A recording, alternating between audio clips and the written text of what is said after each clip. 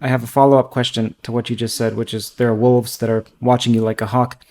Is there another reason outside of national security that they don't want you to disclose what you may disclose or they're worried you may? Yeah, I mean, What is their worry outside of them? there have been, you know, uh, forbidden truths, we can call them, if you will. Forbidden truths.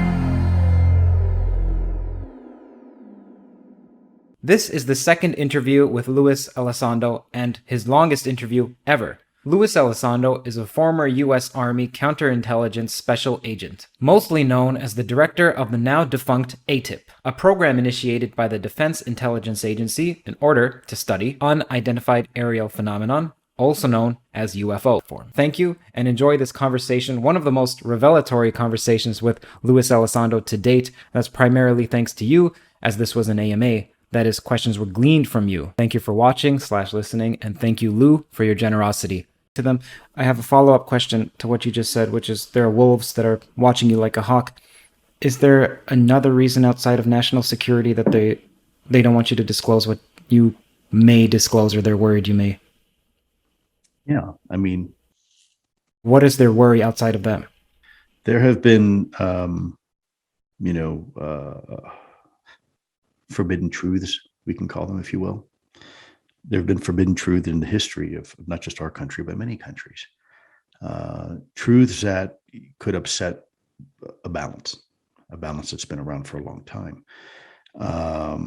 Let me give you case in point. Let's say there were some people that were doing their job by running a UFO program in the past, but because certain things happened, presidents were no longer briefed, people in Congress were no longer briefed who should have been, and now they're running an operation that's uh, considered rogue, but it's still an important mission. Um, Turns out, all of a sudden now, let's say hypothetically, the cat's out of the bag. What's going to happen to those people when the government realizes they were running operations for better or for worse, um, without any oversight, without any legal oversight, right? What who's going to be held accountable for that? The fact that they did not brief legally like they were supposed to certain members of Congress and committees and oversight committees and their chain of command. That's potentially criminal action. Let's say I've said this before. Let's say you have two competing companies. You have aerospace company A and aerospace company B. And aerospace company A, for whatever reason, gets a favor and some sort of really exotic, game-changing material is provided to that company to do an analysis. Meanwhile, company B, who is competing fairly, doesn't get that material. Turns out company A now starts getting a lot of contracts, defense contracts, and becomes a multi-billion-dollar company, while company B, who never had the advantage of having that material, goes into bankruptcy. Hundreds of people lose their jobs, and stockholders lose their investment. Keeping in mind that both companies are supposed to be treated fairly and have fair competition when it comes to U.S. government contracts. Now what? Now what happens? Where's the liability? And by the way, now these companies are doing good things for the United States, but they got there because they had an unfair advantage, competitive advantage, potentially. Again, I'm not. This is hypothetical, right? Where's the liability there? You're talking to trillions and trillions of dollars worth of liability. And who made those decisions to do that? Who's going to be held culpable for that? The Security Exchange Commission would not be very happy to know that two publicly traded companies were competing for a contract. One had an unfair advantage, the other went bankrupt. That's a problem. That's a real problem. And so you're talking about big money interests. You're talking about things that are going into that gray world that go beyond just government interests. You're talking about banking. You're talking about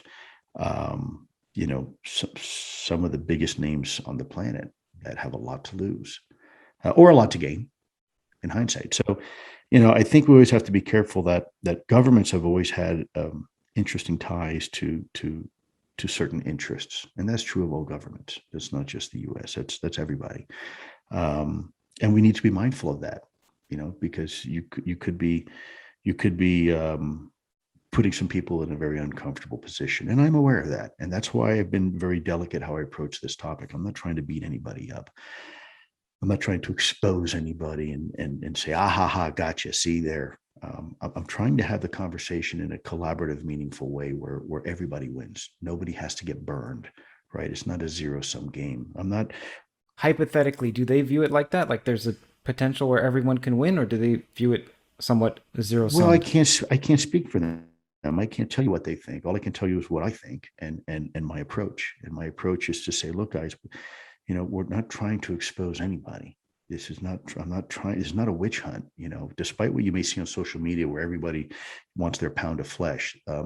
That's not going to get us anywhere. We need we need to be adults about this. And we need to have a conversation that if you really want the truth to come out, you better be willing to compromise. We're not gonna sit there and put people to be eaten by the lions just to satisfy someone's ego or beef that they might have with somebody else. The truth is more important than that.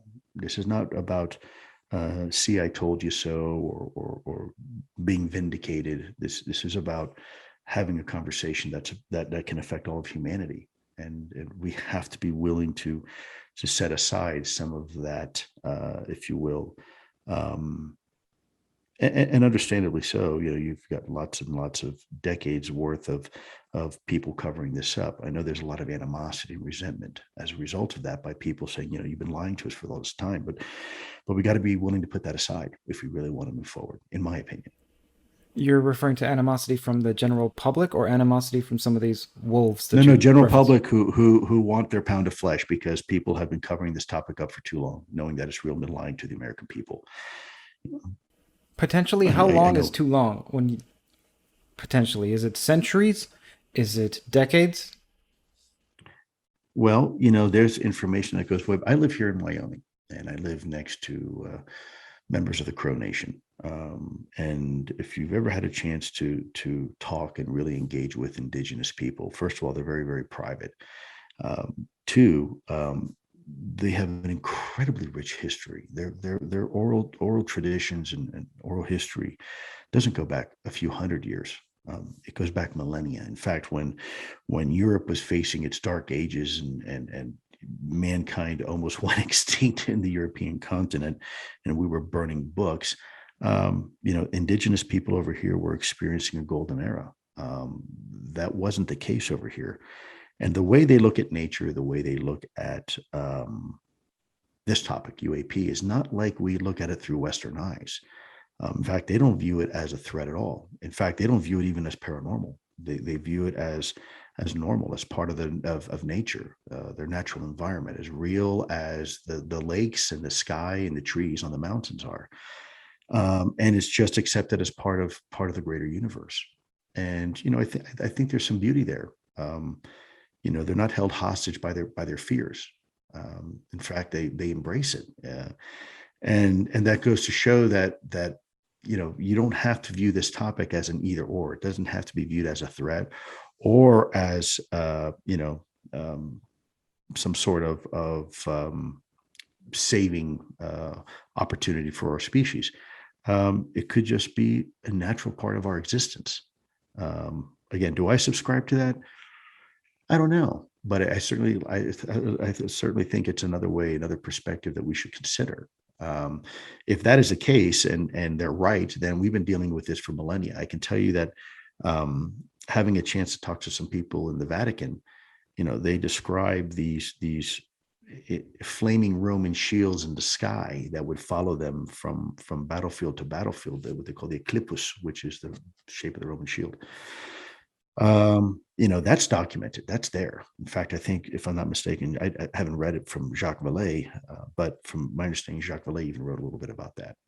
But I've seen that evidence myself. There is there is documentation of these strange things in the sky going back a long, long time. So I don't think it's necessarily modern. Maybe our understanding is a little bit more advanced and maybe consider that modern, but I don't think we're dealing with a new phenomenon. I think we may be dealing with a new recognition and perhaps, hopefully, at some point, a new understanding. But I don't think this is a new phenomenon to mankind. I think we've been faced with this phenomenon for quite some time.